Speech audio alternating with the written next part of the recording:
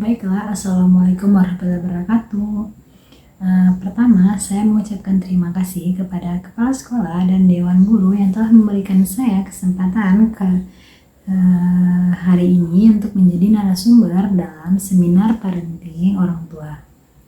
Nah, pada acara kali ini saya akan membawakan materi yang berjudul tentang gaya pengasuhan orang tua untuk kesehatan inner child anak. Pertama, saya akan menjelaskan tentang pola asuh. Apa sih pola asuh itu?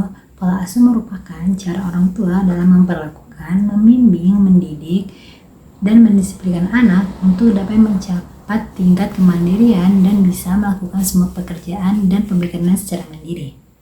Pola asuh juga dimaknai sebagai gambaran perilaku orang tua terhadap anak dalam interaksi. Dengan begitu, pola asuh orang tua dapat menimbulkan perilaku atau karakter anak sesuai dengan model pengasuhan dari orang tua tersebut. Tiap karakter dan latar belakang kepada anak itu berbeda sesuai dengan pengasuhan orang tua tersebut.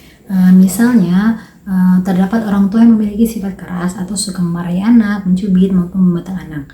Maka anak tersebut juga akan berperilaku keras kepada orang tuanya. Anak juga akan meniru perilaku apa yang orang tua berikan kepada anak tersebut. Nah, ibu-ibu tahu nggak sih apa saja itu bentuk-bentuk pola asuh orang tua terhadap anak? Nah, mungkin sedikit saya jelaskan ya pola asuh. Yang pertama itu ada pola asuh otoriter. Merupakan orang tua dalam mendidik anak dengan menggunakan kepemimpinan otoriter. Orang tua cenderung bertindak tegas dan diskriminatif. Ciri-ciri dari pola asuh ini, orang tua membuat semua peraturan dan keputusan tanpa melibatkan anak. Orang tua sering mencari kesalahan anak dan anak harus patuh, tunduk, dan tidak boleh bertanya. Pola asuh ini, anak cenderung kurang mendapatkan kepercayaan dirinya. Anak jarang berkomunikasi ataupun cerita dengan orang tua. Dan anak sering dihukum apabila tidak mengikuti peraturan yang telah diputuskan oleh orang tua. Apabila anak mendapatkan prestasi, jarang diberi pujian atau reward kepada anak tersebut. Dampak pola asuh otoriter ini terhadap perilaku anak yaitu anak bersikap tersinggung, tidak mudah bosan, tidak mudah bergaul, tidak percaya diri, pemurung, penakut, kesepian, dan anak tidak mampu menentukan arah masa depan yang jelas. Kurangnya memperhatikan kesejahteraan anak menjadi penyebab dari adanya intimidasi orang tua terhadap anak, agar mereka tetap patuh terhadap aturan yang berlaku. Meski pola asuh otoriter dirasa kurang tepat pada anak, namun dapat diambil posisi positifnya. Ini anak akan cenderung lebih mudah dalam mengikuti arahan dan perintah, sehingga anak menjadi lebih disiplin dan tertata karena sikap tegas yang diterapkan oleh orang tuanya tersebut. Nah, yang selanjutnya ada pola asuh demokratis atau autoritatif parenting. Merupakan cara orang tua dalam mendidik anak ditandai dengan adanya pengakuan orang tua terhadap kemampuan anak. Anak diberikan kesempatan untuk tidak selalu bergantung kepada orang tua. Orang tua mendorong anak untuk berbicara apa yang ia rasakan atau yang dia inginkan, tanpa batas pada anak untuk membuat keputusan hingga bertindak. Orang tua tidak berperan besar dalam mengawasi ataupun mengatur anaknya dalam pembentukan karakter. Sebab tak tidak adanya pengaturan, pengarahan maupun pengendalian sehingga anak akan berperilaku sesuai dengan keinginannya. Namun orang tua tipe ini biasanya sangat disukai oleh anak. Akibatnya dari jenis pola asuh ini anak akan menjadi egois, agresif, suka memberontak, kurang bisa mengendalikan diri, suka mendominasi, kurang disiplin, dan terbiasa melakukan hal-hal yang menurutnya benar dan itu sesuai dengan pikirannya sendiri atau bertindak semaunya. Kita akan membahas tentang apa sih inner child itu.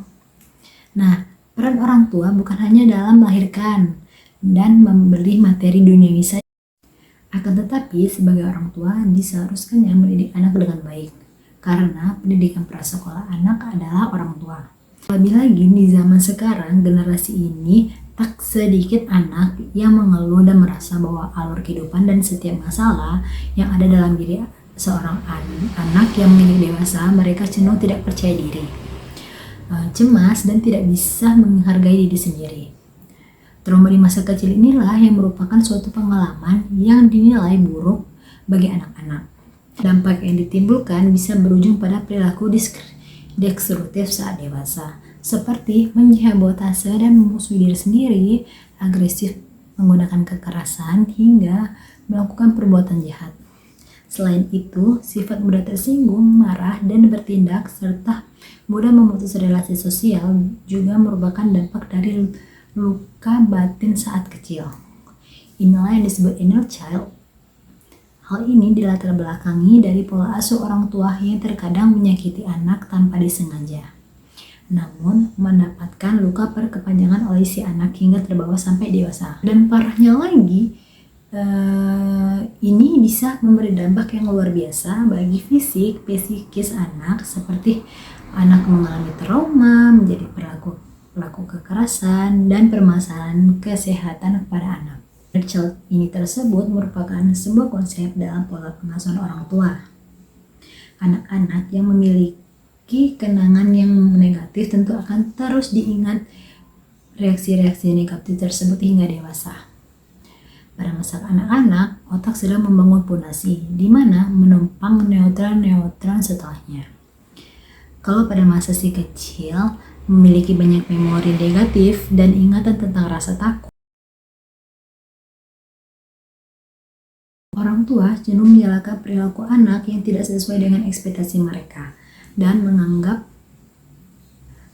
anak tersebut adalah anak yang nakal. Padahal karakter seorang anak adalah meniru gaya hidup orang tua yang sering bersamanya, yakni orang tua itu sendiri. Maka dari itu perlunya memperhatikan kebutuhan dan keinginan anak sehingga mereka menjadi lebih terbuka terhadap orang tua. Inner child mempengaruhi perkembangan anak. Inner child merupakan bagian dari alam bawah sadar yang terbentuk dari pengalaman masa lalu seseorang.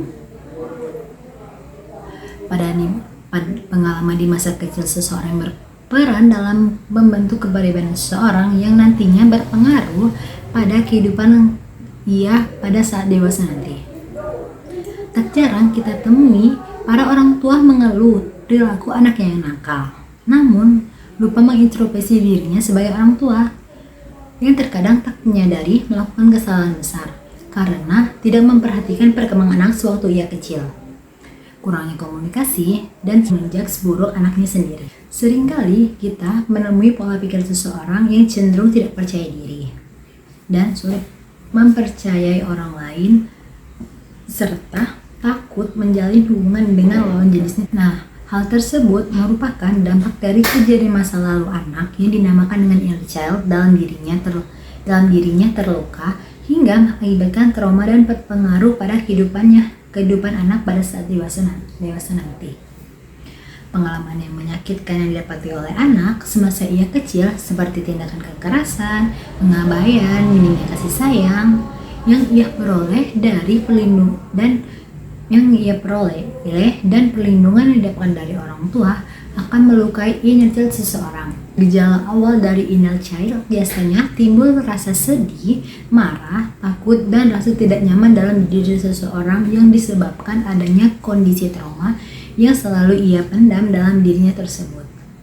Hal tersebut akan berdampak buruk bagi psikis seseorang. Mereka akan cenderung menyalahkan semua masalah kepada dirinya, walaupun kesalahan tersebut bukan dari kesalahan dirinya. Seringkali orang tersebut merasa insecure, haus kasih sayang, dan haus akan perhatian, dan khawatir yang berlebihan terhadap dirinya. Gejala awal dari inner child biasanya timbul rasa sedih, marah, takut, dan rasa tidak nyaman dalam diri seseorang yang disebabkan adanya kondisi trauma yang selalu ia pendam dalam dirinya tersebut. Hal tersebut akan berdampak buruk bagi psikis seseorang. Mereka akan cenderung menyalahkan semua masalah kepada dirinya, walaupun kesalahan tersebut bukan dari kesalahan dirinya. Seringkali orang tersebut merasa insecure, haus kasih sayang, dan aus akan perhatian, dan khawatir yang berlebihan terhadap dirinya. Dan mereka juga merasa bahwa dirinya tidaklah berharga. Hal ini akan terus-menerus bersarang dalam pikiran mereka yang nantinya akan selalu ia bawa dalam hubungan pertemanan, pernikahan, hingga pekerjaan. Mereka selalu haus akan kasih sayang dan perhatian yang berlebihan dari orang lain, karena sewaktu kecil dia tidak merasakan kasih sayang dari orang. Mungkin saya bisa memberikan tips cara yang bisa dilakukan untuk menyembuhkan inner child kepada ibu-ibu semua. Nah, yang pertama mungkin kita bisa melakukan kegiatan dengan menulis. Dari menulis kita bisa mengungkapkan segala rasa yang kita pendam dalam diri kita, mulai dari rasa sakit, kenangan buruk, dan segala macam emosi lainnya yang dicurahkan dalam tulisan. Meski dalam proses tersebut kita membutuhkan ingatan luka yang telah dialami dan kita merasakan kembali luka itu, namun setelah menuangkan dalam tulisan, perasaan kita akan lebih tenang sehingga mampu mencoba menerima segala macam rasa dan dapat bernambahi dengan luka. Cara yang kedua yaitu membuka diri. Dalam proses penyembuhan inner child akan banyak lika-liku yang harus dijalani. Menjadi diri sendiri merupakan kunci dari membuka diri. Menjadi diri sendiri memiliki sisi kualitas kita masing-masing. Kualitas tersebut akan redup karena tidak adanya rasa percaya diri. Sehingga dari hilangnya rasa percaya diri tersebut, maka kita akan sulit untuk membuka diri. Nah, selain itu, berbagi dan cerita ke orang yang kita percayai merupakan bentuk dari membuka diri, serta mengevaluasi dan menerima semua yang telah terjadi di masa lalu dengan berpikir terbuka dan keluar dari zona nyaman. Nah, yang terakhir mungkin ini paling jarang didengar oleh ibu-ibu semua, yaitu melakukan sisi Ho'oponopono pribadi. Ho'oponopono ini merupakan metode terapi penyembuhan diri yang berasal dari Hawaii. Ho'oponopono ini adalah kebiasaan leluhur Hawaii yang secara tradisional digunakan untuk memperbaiki diri, membangun suatu keharmonisan, dan memperbaiki kesalahan. Dalam proses penyembuhan terapi ini dibutuhkan ruang untuk diri sendiri melakukan self-talk seperti menggunakan 4 frase kunci Ho'oponopono, yakni I'm sorry, please forgive me, thank you, and I love you. Sesi ini bisa dimulai dengan kita berkata tentang I'm sorry atau mengatakan maaf pada diri kita sendiri, karena memendam emosi negatif akan membawa ingatan itu dalam diri kita. Please forgive me, katakan maaf dengan mendalam dalam diri kita, karena telah menyesatkan dan tidak berusaha menyembuhkan inner child dalam diri kita.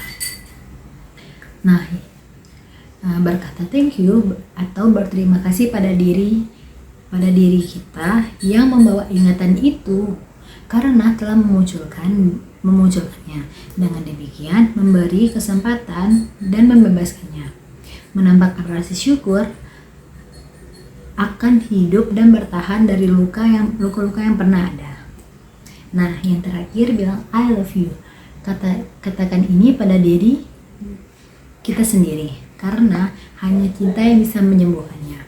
Katakan ini pada Tuhanmu, semesta, tubuhmu, dan pikiranmu, bahkan hal-hal yang sering jadi tantanganmu. Mungkin tips-tips yang saya berikan tadi dapat menghapus luka dalam diri kita dan dapat memaafkan orang lain, sehingga diri kita lebih siap bertemu dengan orang yang baru tanpa membawa masalah maupun hambatan yang dipendam dalam diri kita. Cara-cara tersebut merupakan bentuk afirmasi positif untuk menyembuhkan inner child dalam diri kita. Bagusnya lagi, hal tersebut dapat menambahkan self-love sehingga memudahkan korban inner child dalam memaafkan. Itu saja materi yang dapat saya sampaikan tentang gaya pengasuhan orang tua untuk kesehatan inner child pada anak. Dan saya juga mengucapkan terima kasih kepada para orang tua, ibu-ibu dan bapak-bapak yang telah mendengarkan materi seminar parenting yang saya sampaikan pada hari ini. Dan tidak lupa saya mengucapkan terima kasih kepada kepala sekolah dan guru yang telah memberikan saya kesempatan untuk menyampaikan materi ini. Lebih dan kurang saya ucapkan terima kasih. Wassalamualaikum warahmatullahi wabarakatuh.